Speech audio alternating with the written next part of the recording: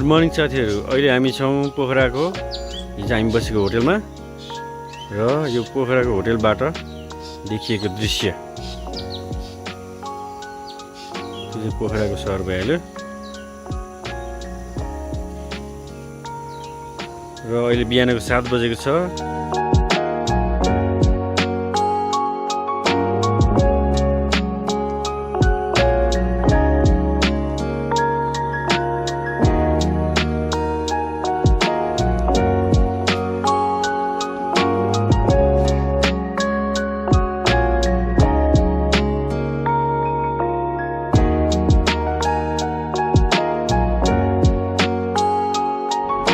अहिले हामी बिन्देबासिनी मन्दिर जाँदैछौँ।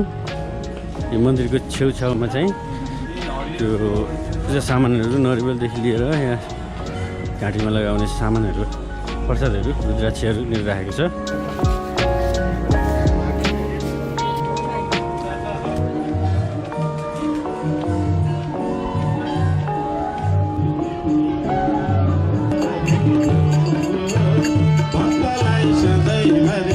बिन्देबासिनी मन्दिरबाट देखेको माछापुज्रे हिमाल र अन्य हिमालहरू, यो चाहिँ माछापुज्रे हो। अहिले अलिअलि मात्रै देखिरहेको छ, किन योभन्दा अलिक बढी देखिएको थियो।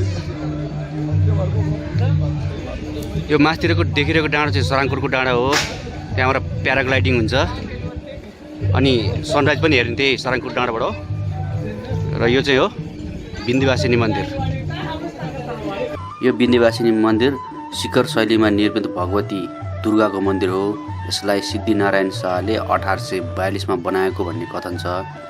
यो मन्दिर पोखराको पुरानो मार्केटबाट अलिकति माथि पर्छ भने लेक साइड हलन चौकबाट लगभग 5 किलोमिटर माथि उत्तरमा पर्छ। लगभग 10 मिनट जति लाग्छ लेक साइडबाट यहाँसम्म आइपुग्न। यो मन्दिर चाहिँ पोखरा आउने पर्यटकहरूको लागि एउटा मुख्य आकर्षण हो। यहाँ आउने जति पनि पर्यटकहरू हुन्छन् उनीहरू धार्मिक हिसाबले पूजापाठ गर्नको लागि नै आउँछन् भने यो मन्दिरबाट उत्तरतर्फ देखिने हिमालयन श्रृङ्खला, यो अन्नपूर्ण हिमालयन रेन्ज र माछापुज्रे पनि यहाँ एकदम राम्रोसँग देखिन्छ। त्यो पनि हेर्न सकिन्छ यहाँबाट भने वरिपरि बिन्देबासिनी मन्दिरबाट वरिपरि पोखरालाई पनि अलिअलि निहाल्न सकिन्छ।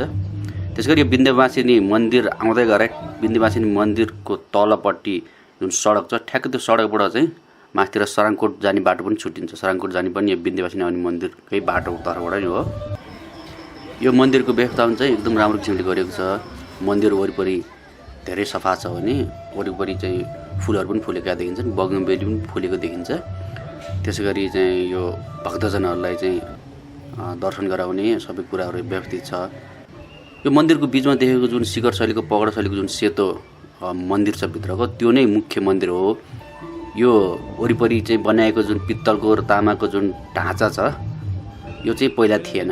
3 वर्ष अगाडि यसलाई बनाउन सुरु गरेको थियो भने 1 वर्ष अगाडि मात्र वरिपरि चाहिँ यो पित्तल र तामा त्यसमा चाहिँ जोडिएको हो।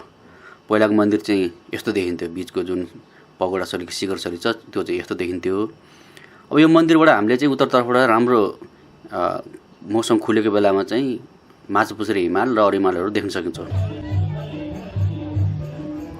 आज शनिबार भएको हुनाले यो बिन्देबासिनी मन्दिरमा आज अलिक भिड पनि छ। त्यसरी यहाँ भजन कीर्तन पनि चलिरहेको छ। अरू बेला चाहिँ भजन कीर्तन चाहिँ हुँदैन, अलिक भिड पनि कम हुन्छ।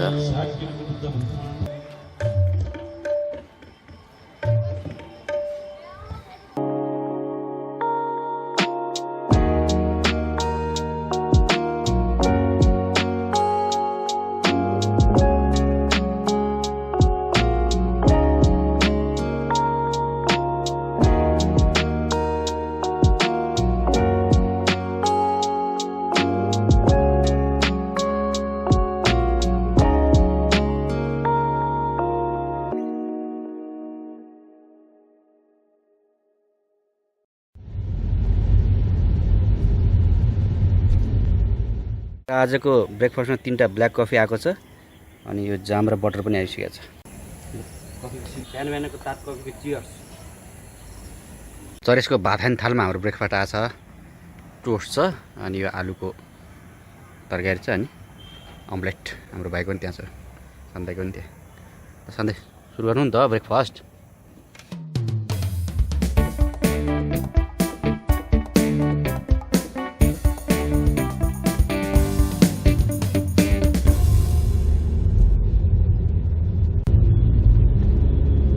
हामी अहिले सराङकोट जाँदैछौँ। सराङकोटबाट अहिले हिमालयन रेन्जहरू अलिकति खुलेको देखेको छ, त्यसको ड्रोन सट लिन्छौँ। अघि बिहान हामी यही बाटो भएर, यो बागलुङ हाइवे हो, यही बाटो भएर बिहान हामी बिन्दुवासिनीको दर्शन गर्न आएका थियौँ। र योभन्दा अघिल्लो वर्ष चाहिँ हामी पर्वत र बागलुङ जाँदाखेरि चाहिँ बागलुङ हाइवे यो माथिको हरिचोकभन्दा माथितिर गइसकेपछि बन्दै गरेको थियो, हेम्जातिरबाट बन्दै गरेको थियो। अब अहिले चाहिँ अलिअलि बन्यो होला, अरू काम चाहिँ बाँकी नै होला।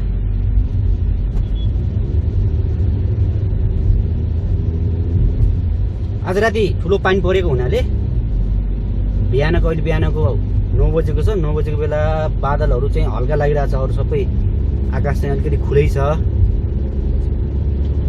हामी माथि सराङकोटमा गएर यो ड्रोन सट लिइसकेपछि माथि पञ्चासे जाने सोचमा छौँ। पञ्चासे जाने बाटो चाहिँ त्यति राम्रो छैन अरे, हामीले होटलमा बुझेअनुसार। हामीले होटलबाट चेकआउट गरेर आएको छौँ, त्यो हिजो बसेको जुन टुरिस्ट रेसिडेन्सी भन्ने होटल छ। बेलुका हामी अर्को होटलमा फेरि चेक इन गर्छौँ। बिन्दुवासिनी मन्दिर यहाँ देखिरहेको छ दाहिनेतर्फ, र यही बिन्दुवासिनी मन्दिरको देब्रेतर्फको बाटो लागेर माथि उठेर हामी सराङकोट जान्छौँ। त्यहाँ वे टु सराङकोट काँसी भनेर बोर्ड लेखाइन्छ, यताबाट जान्छ।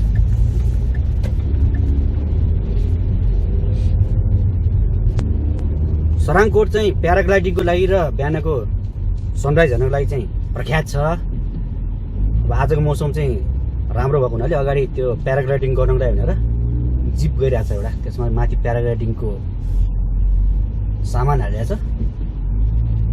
अब मैले प्याराग्लाइडिङ पहिला गरिसकेको छ, अब यो दोस्रो अर्कोचोटि पनि गरौँ भनेर म सोच्दैछु।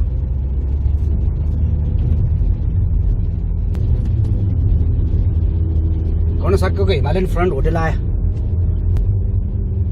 पुलिस होइन, त्यही पनि प्याराग्लाइडिङ गर्ने फोन ठोक्छ कि उनीहरूलाई असुरक्षित हुन्छ। हामी अहिले सारङकोटमा छौँ। डाँडाबाट तल देखिएको छ पोखरा सहर, यता तल फेवाताल पनि छ, र उता नयाँ बन्दै गरेको एयरपोर्ट।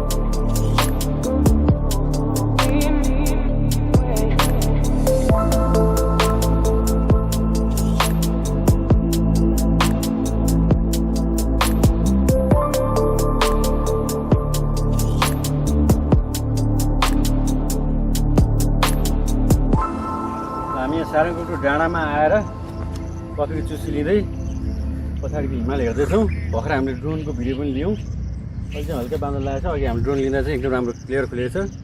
पोखराको पुरै सहरहरू पनि खिचेर अब लास्टमा चाहिँ यो कफी लिँदैछौँ हामी।